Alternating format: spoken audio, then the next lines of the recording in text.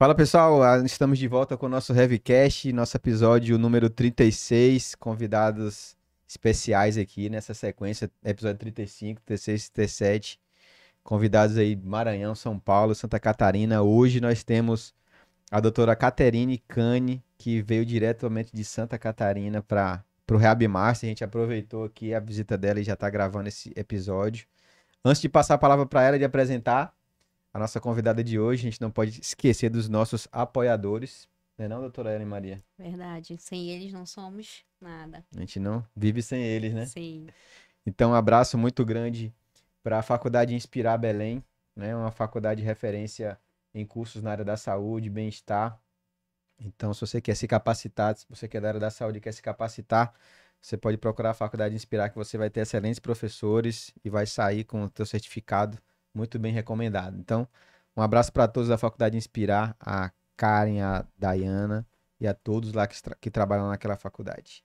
E também o nosso posto Ipiranga da fisioterapia, que é a Amazon Physiocare, que a gente fala que tudo que a gente quer tem lá na Amazon Physiocare. Então, uma empresa que está há mais de 10 anos no mercado da terapia do sono, terapia respiratória também. Um abraço lá para os nossos queridos amigos Renata, Jean e a Jace.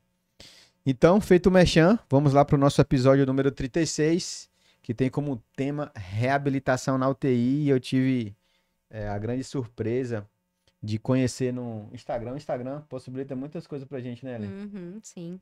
Então, conheci a Caterine e a Kelly por causa do Instagram reduca.fisio. E hoje a gente começou uma conversa no Instagram e hoje nós estamos aqui. Ela está aqui em Belém do Pará. Uhum. Chegou o voo dela, teve que esperar a chuva passar para ela descer do voo. Então ela já Já foi com trouxe, emoção, né? já Trouxe chuva de trouxe, Floripa na mala. trouxe chuva. Caterine, muito obrigado por ter aceitado a missão de estar aqui com a gente no Reab Master e aqui no Heavycast também. É uma alegria e uma emoção muito grande para a gente ter você aqui.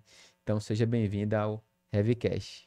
Imagina, eu que agradeço, né? Agradeço o convite. Para mim é uma honra estar aqui e poder conversar com vocês sobre esse tema que a gente gosta bastante de falar. E eu e a Kelly, a gente, através ali do Reeduca, né, ponto físio, a gente tenta levar bastante material e conhecimento sobre o tema e principalmente dividir experiência com os outros profissionais. Então, como vocês comentaram no Instagram, ele realmente facilita o nosso acesso a profissionais de vários lugares, né? E facilitou, né, eu estar hoje aqui. Então, acho que é um momento bem, bem importante. Conta pra gente um pouco sobre sua carreira profissional, né? Onde você se formou e quais são as atividades que hoje você está desenvolvendo. Eu me formei, sou fisioterapeuta, né? Me formei na Unisul. E em seguida, eu fiz a pós-graduação de cardiorrespiratória pela Faculdade Inspirar, né? Na qual hoje eu também sou professora na área de cardiorrespiratória e terapia intensiva. Fiz o meu mestrado em fisioterapia, o doutorado depois em seguida em ciências do movimento e trabalho com assistência e docência desde a minha formação, assim, desde o início. Então, dando aula na universidade e também na assistência com o hospital. Então, ou eu tô na UTI como professora, ou eu tô como fisioterapeuta assistencial, ali, Vivencia intensivista. bastante, né? E para reforçar que nós somos seguidores assíduos, né? Realmente, quando o Rafa descobriu, ele mandou lá no grupo da empresa: olha que trabalho bacana essas meninas fazem, né? Que é levando as informações do que às vezes a gente se afasta um pouco, que é a mobilização, né? Então, é realmente um prazer estar aqui contigo e te conhecer pessoalmente. Vocês já fazem um trabalho bem bacana. Obrigada. É porque a gente vê hoje no mundo, né, do digital, a gente vê muitas informações, né? E para quem está no mercado já há muito tempo, é mais fácil selecionar o que você tem segurança para poder acompanhar e o de que realmente não vale tanto a pena. Só que quem está saindo, às vezes, da faculdade, não tem tanta experiência, ele fica meio perdido e acaba consumindo de tudo. Então, quando a gente vê um Instagram bacana, sério, eu disse, não, vou divulgar aqui. E quase toda semana a gente está sempre compartilhando Sim. alguma postagem que vocês fizeram. Então, é realmente muito interessante. E eu queria já aproveitar a primeira pergunta, né, para você. Ao longo dos anos, Caterine, a fisioterapia, há alguns anos atrás não existia fisioterapia na UTI, né? E Sim. aí a fisioterapia entra na UTI. Hoje nós temos o Brasil na sua dimensão continental e que em alguns estados tem uma realidade e outros estados têm outra realidade. Mas eu acredito que a maioria das UTIs hoje tem um fisioterapeuta. Como você enxerga hoje o papel desse profissional dentro dessa unidade? Qual é a atividade finalística desse profissional do fisioterapeuta hoje, na sua opinião, né? Porque pode ter gente que tem um olhar mais acurado ali para ventilação mecânica, tem gente que pode ter um olhar mais voltado para mobilização, mas como você enxerga hoje nesse contexto de docência que você está inserido no contexto da assistência e hoje até no contexto de produção, né? Produção de digital também. Como você vê hoje a profissão em 2024, o fisioterapeuta na UTI? Então, pensando historicamente, o fisioterapeuta na UTI antes a gente era responsável por tratar, né? Tratar as complicações relacionadas àquela condição clínica, ou né, a doença crítica, ou as sequelas do imobilismo. Então, antes a gente focava muito nisso, né? Vou tratar. Hoje a gente trabalha não só com o tratar, o reabilitar, que a gente vai falar, né? Mas também com a questão de prevenção, de minimizar danos, né? Então, ali a gente aborda muito no Instagram sobre a fraqueza muscular adquirida na UTI, né? Que é um dos papéis da fisioterapia, né? Uma das nossas atuações. Então, ali a gente vê bastante que a gente tem um campo muito aberto, né? Então, assim, dentro da UTI, o nosso papel ele não fica hoje mais só no tratar, mas a gente previne e dentro de tudo isso, a gente foca na reabilitação física, né? Então, assim, quando a gente fala, por exemplo, também de ventilação mecânica, eu também não excluo ela da reabilitação, né? Porque a gente precisa reabilitar, às vezes, uma função pulmonar, uma musculatura respiratória.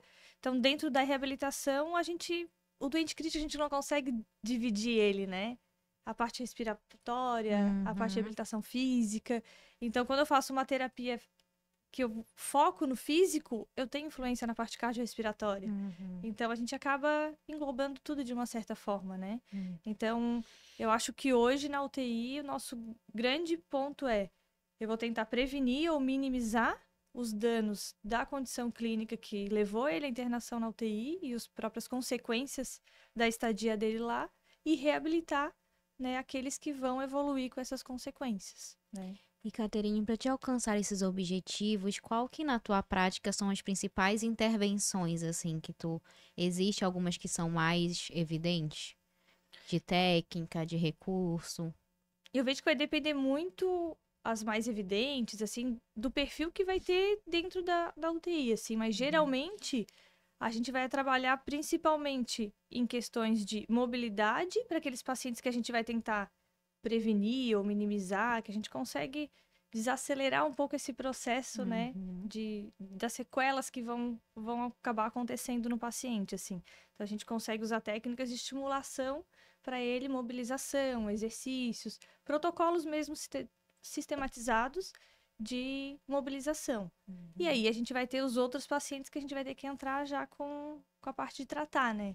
Sim. Então, e a gente nunca sabe quem que vai ser esse paciente, né? Ele entra, a gente começa a tentar prevenir, só que passa 1, 2, 3, 4 dias, aí tu vê, opa, que eu não consigo mais prevenir. Agora que eu tento minimizar os danos dessa estadia dele. Então, aí a gente já vai entrar com outras técnicas, né? Então, a gente vai acabar utilizando eletroestimulação. Ao mesmo tempo, o fisioterapeuta precisa monitorar a ventilação mecânica. Então, eu não consigo dissociar a importância dos dois, assim, do gerenciamento e monitorização da ventilação mecânica com a nossa avaliação contínua em relação ao estado funcional, o estado muscular do paciente, musculatura periférica, musculatura respiratória. Então, acho que o fisioterapeuta que está lá dentro, ele precisa enxergar o paciente como um todo, né? Legal. Isso é muito legal, né? Porque eu sinto na nossa realidade, principalmente por muito tempo, a gente olhou muito para ventilação mecânica, né? Principalmente logo quando a gente começou a aplicar. E por ser algo muito complexo, e cálculo, e a sincronia e tudo mais, e a gente focava só ali, só ali. E hoje eu já vejo um caminho já mais claro indo para reabilitação, para fazer o que realmente a gente faz muito bem, né? E isso que você falou de que realmente unir os dois é o que mais importa, né?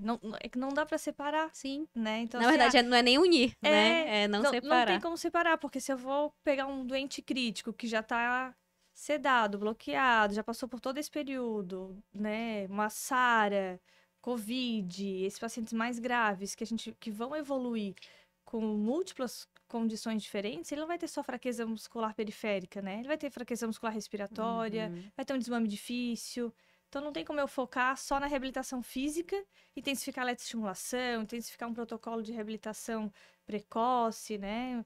Não tem como. Ao mesmo tempo, eu tenho que olhar para a musculatura respiratória, ver como está essa condição, ver como está a função pulmonar e andar com os dois ao mesmo tempo, né? Então, o papel do físio, eu vejo assim que é de extrema importância a questão de entender o que ele precisa fazer e não ir muito para essa linha assim, agora a gente está na época de gerenciar a ventilação mecânica, que teve muito Sim, disso, teve né? esses booms, E a gente assim, teve né? um pouco desses booms também até pela própria Covid, Sim. né? Então, assim, na Covid a gente não tinha possibilidade de mobilizar paciente, né? Era gerenciar a ventilação mecânica, monitorar o paciente, pronar, despronar, né? Então, assim, a mobilização deles era essa, né? Não tinha nem recurso de pessoas para dar conta da mobilização. Depois que foi, né, aliviando a situação, a gente conseguiu retomar, né, ventilação, ajuste de ventilação, mais reabilitação física. A mobilização era mais da gente apertar o dedo do ventilador, né? Do que Era mobilizar nossa. o paciente. A mobilização era nossa. Correndo de um lado pro outro. A gente percebe que a fisioterapia, assim, comparando com outras categorias em relação ao tempo, né? De profissão e aos avanços, né? A fisioterapia vem avançando muito, muito rápido com relação às entregas. E às vezes a gente cai assim na UTI de paraquedas sem saber o que fazer. Pode acontecer em algum serviço que um fisioterapeuta caia. O que eu vou fazer aqui, né? Quem sou eu? Eu vou aqui só realizar algumas técnicas ventilatórias. Eu vou fazer como os planos de saúde gostam de rotular a gente, a fisioterapia respiratória e motora, como se fosse possível separar isso, né? Mas como você bem já falou. Mas aonde eu queria chegar, né, com essa introdução? Qual a importância hoje, Caterine, do fisioterapeuta entrar na UTI e entender o que ele entrega, né? Porque hoje eu vejo assim que duas questões importantes hoje em relação à reabilitação, em relação à fisioterapia, é saber o que você vai entregar, né? Eu sou ali, fisioterapeuta, estou na UTI. O que eu tenho que entregar aqui? E como a gente demonstra a entrega da fisioterapia para alta gestão, mas que isso já é uma parte de gestão, de supervisão, de coordenação.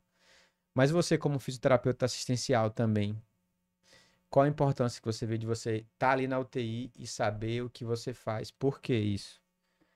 Porque não é tão incomum quererem colocar a gente para fazer coisas que não é atribuição da fisioterapia. Isso existe, né? Isso eu acredito que nunca vai deixar de existir, né? Mas quando a gente tem um profissional que sabe o que ele entrega, que ele demonstra para a equipe o que ele entrega, a importância da reabilitação, no ajuste da ventilação, devolver o paciente mais funcional para a sociedade. Quando o profissional ele sabe isso, parece que é mais tranquilo o plantão, né? Mas na sua visão, como fisioterapeuta assistencial, qual a importância do fisioterapeuta entender qual a entrega dele para o paciente, a entrega por serviço? O que você tem a dizer para a gente em relação à sua visão, em relação a isso? Se o fisioterapeuta realmente não sabe o papel dele lá perante não só o paciente, mas a equipe, ele realmente vai acabar exercendo funções que não, né, não são dele, né? Então, assim, ele precisa entender que ele é o profissional que está habilitado lá dentro da equipe multiprofissional, a reabilitar o paciente, a participar desse processo de reabilitação, incluindo desde a prevenção, naqueles que a gente consegue prevenir, né, alguma consequência da estadia na UTI, até aqueles de minimizar e tratar. Então, ele precisa entender que é ele que vai fazer isso, né? Toda a equipe multidisciplinar vai trabalhar em conjunto para isso, mas quem vai prescrever, por exemplo, reabilitação física, quem vai prescrever, avaliar, monitorar, somos nós fisioterapeutas, né? Em conjunto, a gente vai trabalhar com a equipe de nutrição, com a equipe de enfermagem, com a medicina. Então, todo mundo vai junto tentar, né, entrar num consenso ou agrupar objetivos de que cada um pode fazer para a gente chegar, né, numa melhora daquela condição clínica do paciente. Mas se a gente não sabe qual o nosso papel, sou eu que sou responsável por isso, ou o paciente vai ficar sem essa intervenção, ou alguém vai acabar executando ou ditando, né, o que a gente pode ou não exercer ali dentro. E aí a gente também vai perder o espaço, que infelizmente é o que acontece em muitas UTIs, né? Então, em muitas UTIs, às vezes, o profissional não entende qual é a capacitação dele ou qual o papel mesmo dele ali dentro e acaba se perdendo ou em outras funções ou não tendo autonomia para exercer a sua função dentro da UTI. né? Então, a partir do momento que ele sabe o papel dele, que ele tem domínio, porque não adianta só ele entender o papel, ele tem que ter domínio sobre conhecimento para perante a equipe ele poder mostrar o que ele faz, entregar o que ele faz e dizer que isso é baseado em evidência. Porque não dá para também não ter base. E a gente vê que na físio, inclusive na UTI, a gente tem uma enxurrada de artigos, todo ano coisas novas, técnicas que a gente usava 5, 10 anos atrás, a gente já sabe hoje que às vezes não funciona mais, ou que não tem evidência, então a gente acaba deixando de usar e reconhece outras novas. Então, se ele não está atualizado e não tem conhecimento disso, como que ele vai argumentar perante a equipe o papel dele, né? A execução das funções, das terapias. Então, além de saber o papel, ele precisa ter esse conhecimento, esse domínio, para poder ter voz ativa, né, perante a equipe. E saber como comunicar também, né? Já aconteceu em lugares que eu trabalhei no sentido de, com a ânsia de ser aceito, porque nós somos muito recentes na equipe multi, né? A ânsia de ser aceito e demonstrar importância, a gente acumulava. Deixa que eu monto a régua, deixa que eu pego lá não sei o quê. E não sobrava tempo pra gente prescrever exercício, né? Porque tem o bora passear, seu José, bora não sei o quê. Aí a equipe acha que a gente tá passeando, então pra que a gente vai deixar de ajudar, né? Então acho que essa comunicação foi bem pontuada por ti. Mas tu consegue elencar outros desafios para esses profissionais dentro da UTI, assim? Sou fisioterapeuta na tua carreira, que tu já tá na UTI, ensina na UTI, né? Quais são os principais desafios que tu conseguiria pontuar, assim, que já passou? Eu vejo que além a gente tem essa questão da comunicação. Então, por exemplo, quando a gente é recém-formado, entra para uma unidade onde todo o setor já funciona, já estava funcionando sem a gente já entra na barreira ali de dificuldade de comunicação, de interagir, às vezes até de questão de domínio e de conhecimento. Porque quanto mais domínio e conhecimento a gente vai ter uma voz mesmo mais ativa, mesmo se a gente chegou há pouco tempo ou não, né? Mas eu acho que uma das grandes barreiras é a questão de comunicação entre a equipe, que vem melhorando, né, ao longo dos anos, graças aos rounds, às reuniões, né, ao posicionamento de cada profissional, entendendo mesmo a sua posição e a gente conseguindo, assim, conversar. Outra questão que eu vejo que é uma dificuldade também em relação à atuação do físio em terapia intensiva é a própria condição clínica do paciente, né? Então, a condição clínica dele de multicomorbidades, de cada momento, às vezes cada turno, às vezes não é nem cada dia, às vezes cada turno, o estado dele é diferente. Então, só não muda o nome e o ID dele ali, mas ele está completamente diferente, dentro do mesmo turno que a gente pega. Então, o físio precisa estar muito capacitado a entender a vigilância dessas mudanças que acontecem, né, muito rápido com o paciente, né? E a gente, por mais que a gente fala muito de protocolo, o protocolo é um norte.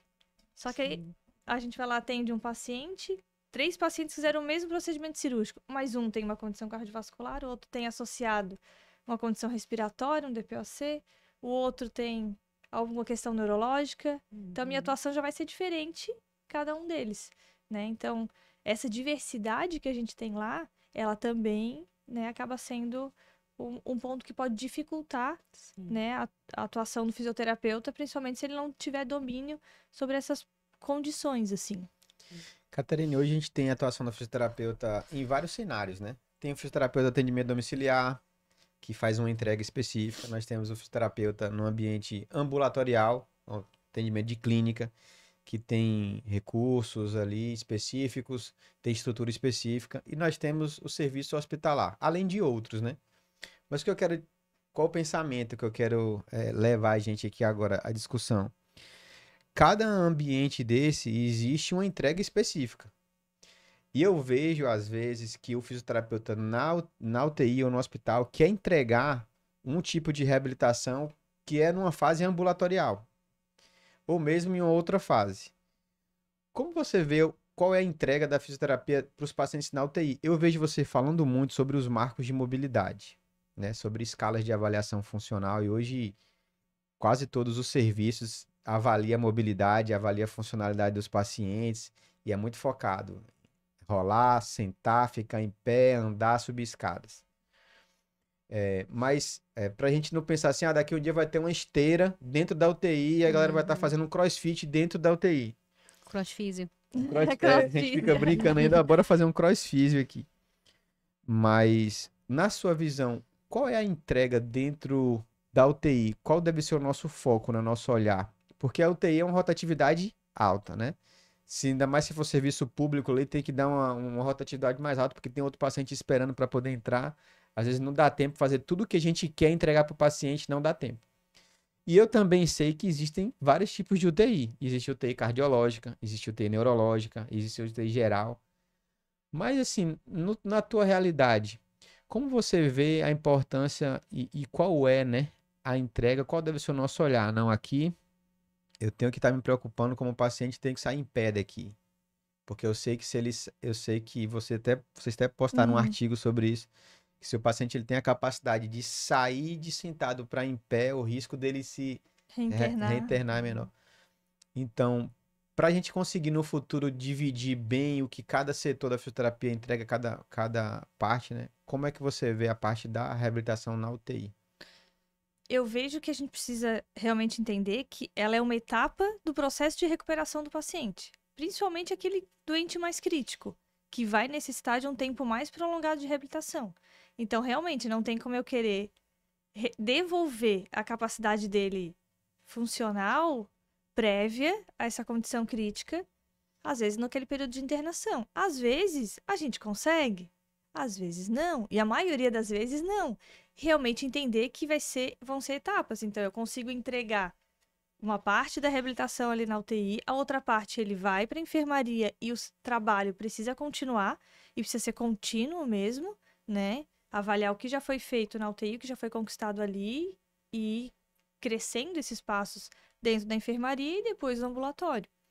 Mas a gente já tem alguns estudos, né, como esse, dos marcos posturais, que a gente vê que algumas questões de mobilidade que se a gente consegue alcançar dentro da UTI, acaba tendo, né, como se fosse o protetor para o paciente para alguns outros desfechos. Então, se ele consegue ficar em pé na hora que ele vai embora, se ele já tem essa capacidade, ele reduz ali cerca de 80% a 85% a chance dele de voltar para a UTI, do que se eu deixar esse paciente ir para a enfermaria sem essa capacidade. Mas a gente sabe que tudo vai depender da condição do paciente. Mas o que precisa é eu entender que eu, como físio, eu preciso avaliar se aquele doente, ele consegue, né, ele tem capacidade para isso e eu proporcionar aquele marco postural para ele. Então, tanto antes com algumas outras técnicas, né, trabalhar com fortalecimento, com todo o cuidado que a gente pode fazer, mas muitas vezes a gente vai entregar ele para a enfermaria sem esse marco. Mas se eu compreendi que eu fiz o meu papel nos dias que ele estava ali e eu não consegui alcançar pela condição clínica, tudo bem. Agora, o que não pode é a gente deixar de mobilizar esse paciente por outros motivos, como, às vezes, uma função que não é nossa. Né? Então, às vezes, a gente se perde em outras funções ou em excesso de burocracia. E às vezes a gente até brinca. E eu tô muito tempo aqui fazendo uma burocracia e eu tô deixando de mobilizar alguém. Enquanto isso, eu não deixei o seu João em pé, eu não deambulei com a dona Maria, eu não sentei o seu José, e aí isso acaba acontecendo. Mas eu acho que tem marcos importantes, como propiciar o ortostatismo, a deambulação, né? Isso trazem eles para uma avaliação funcional de maior liberdade e independência, né? E com isso, ele vai se predispor a menor chance de readmissão, uma condição funcional depois na enfermaria e em casa melhor, uma maior independência, né? E vai reduzir riscos de uma recomplicação, não só de admissão, mas também, não vou dizer assim, de aumento de sobrevida que a gente ainda não tem em relação aos marcos posturais. Mas se eu entrego esse paciente mais independente, né, ele vai ter uma condição mesmo Parece que sim, né? melhor.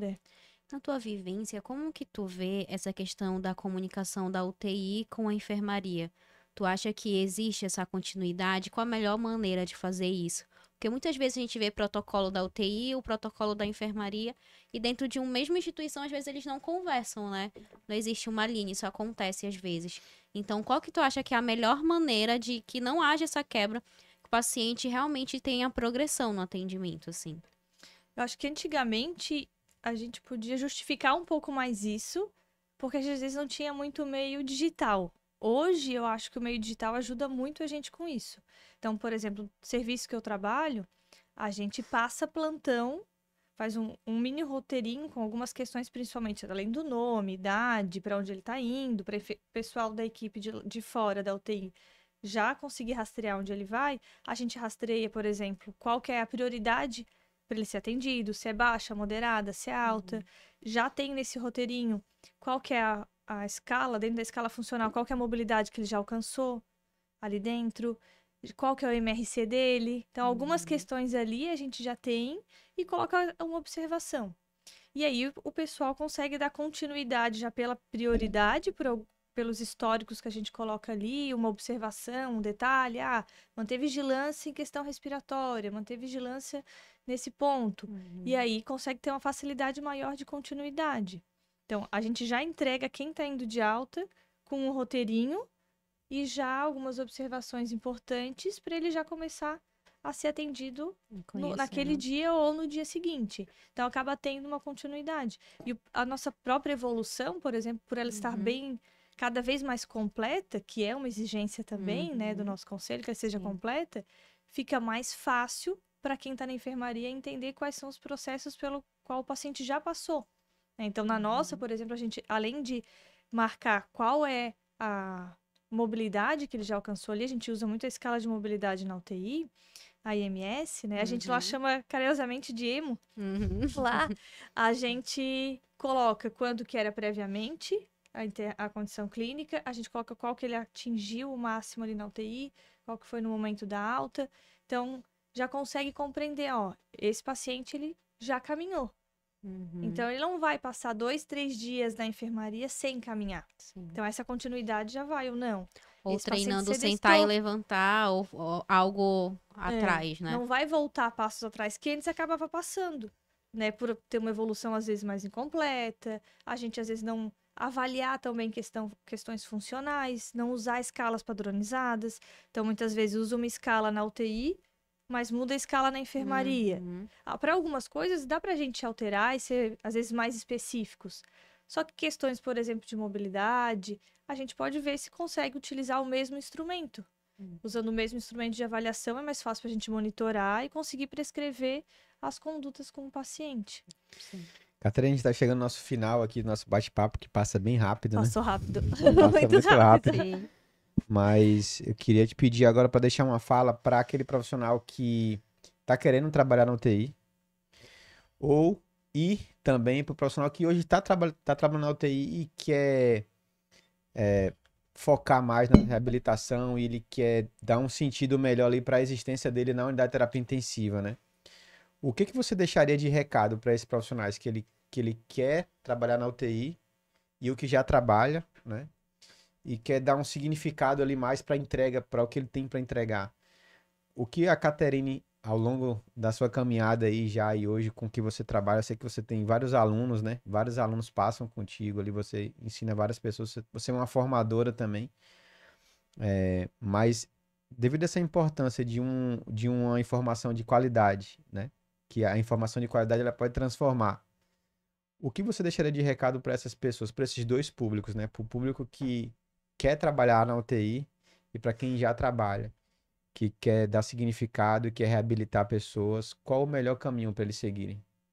Eu acho que o melhor caminho sempre vai ser a gente compreender que a gente precisa continuar estudando sempre, né? Então, acompanhar as mudanças, acompanhar o estudo, o conhecimento, tanto porque muitas vezes a gente é recém-formado, a gente sai achando que a gente tem uma mala cheia de conhecimento, né? E aí, quando a gente entra no hospital, a gente se assusta e descobre, opa, a minha mala de conhecimento não tá tão cheia assim. E às vezes também, a gente que já tá ali 10, 15 anos, 20, às vezes a gente também esquece que ao longo do tempo as coisas vão mudando. Então, acho que pra gente conseguir se fortalecer como fisioterapeuta e se manter forte, sendo ou um recém-formado ou estando lá 15, 20 anos, a gente precisa de educação continuada, assim. Para mim, acho que, como falasse, o conhecimento é algo que vai transformar. E a gente precisa entender que não importa qual momento da carreira a gente está, ele sempre vai ser necessário. né? Então, eu não consigo me ver sem fazer um curso algum ano, ou sem ler um artigo, sem fazer uma busca. Então, acho que se a gente não buscar isso, a gente vai acabar se perdendo no caminho, né? Tanto de qualidade, de entrega do que a gente pode fazer, e perdendo a posição que a gente tem ali dentro, né? Beleza. Excelente. Muito obrigado. Parabéns aí pela sua história, sua trajetória. E por estar divulgando conhecimento de qualidade pra gente, né? A gente hoje tem. Muitas pessoas buscam o Instagram também para poder estudar, né? É uma biblioteca hoje para muitas pessoas. Então, obrigado por estar entregando aí no mercado muito conteúdo de qualidade que está ajudando muitos profissionais. Me ajudou e eu sei que vai ajudar muitos profissionais também. Então, quero parabenizar você pela sua carreira, pela sua trajetória. Você individualmente e a Kelly também por ser parceira aí. Eu sei que vocês são muito parceiras, a gente vê isso, o Instagram consegue passar isso pra gente, que vocês estão parceiras juntas aí. Então, estender até um abraço pra ela também.